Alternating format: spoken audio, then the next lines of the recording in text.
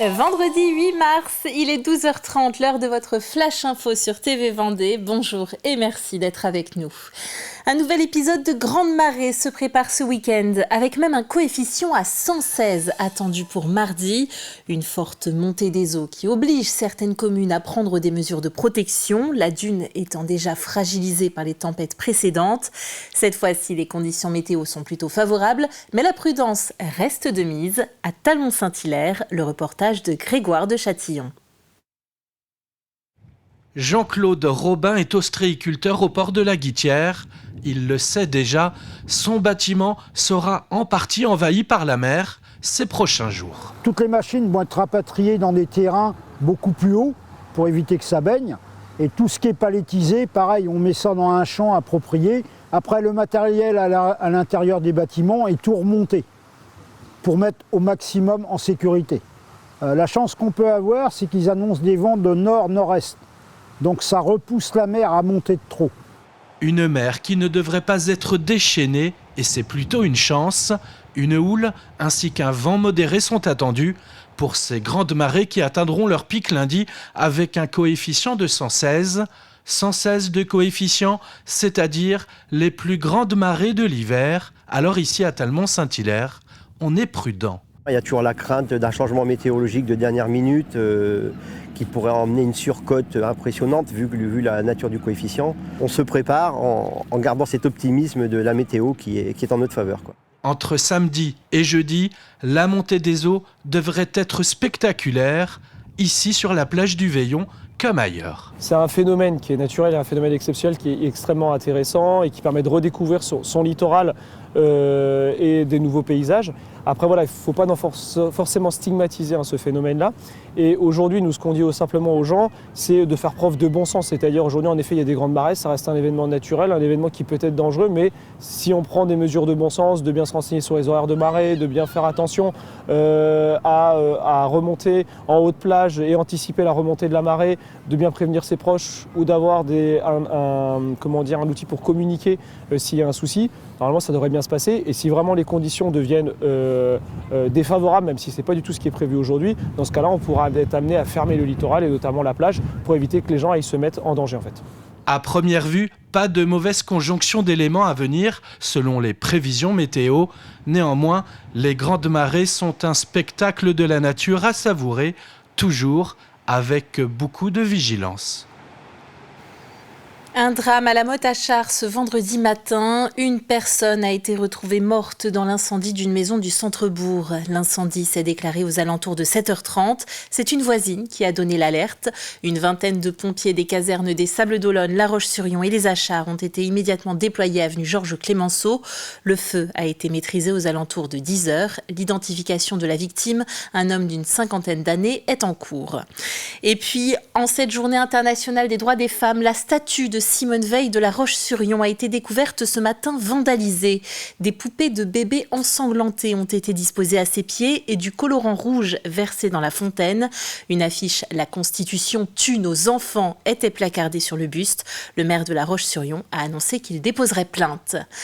Allez, un peu de légèreté à présent. Piste rouge, bleue ou noire, à la Barre de Mont aussi, on a l'embarras du choix. La station balnéaire propose depuis 2010 aux vacances d'hiver et à la Toussaint des activités comme à la montagne. Au programme de cette année, chien de traîneau, luge sur aiguille de pin, raquette à neige ou encore ski à roulettes. On enfile les combis et on part les découvrir. La posture n'est pas encore très assurée, qu'importe, on est ici pour se faire plaisir et avoir de bonnes sensations. Paris réussit ce matin malgré la pluie avec l'initiation au Skyke du ski sur roue. Des rollers qui ressemblent à comme des skis de fond. Ça vient des pays nordiques, je pense.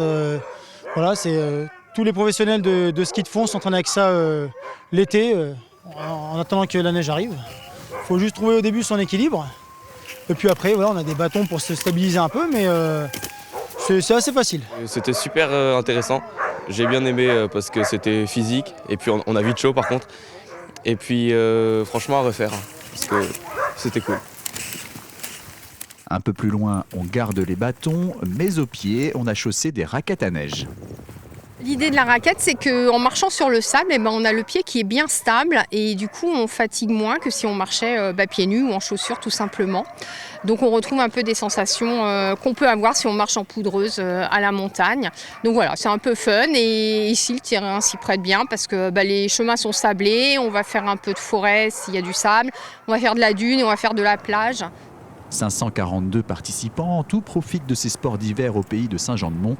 Les inscriptions sont littéralement prises d'assaut. Les chiens de traîneau notamment, 112 places au total, affichaient complet peu après l'ouverture des inscriptions.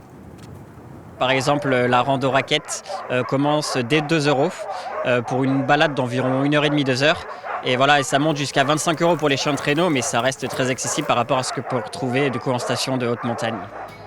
Un engouement tel que l'on réfléchit à la possibilité de développer cet événement en proposant davantage d'activités sur une plus longue durée. Il reste encore quelques plages pour la Luge et le Skyke, dépêchez-vous. On reste du côté de Saint-Jean-de-Mont pour la 7e édition de la semaine à tout oui. Du 1er au 10 mars, l'école de musique intercommunale Vibrato propose des restitutions sur scène des stagiaires ou encore des concerts d'artistes professionnels.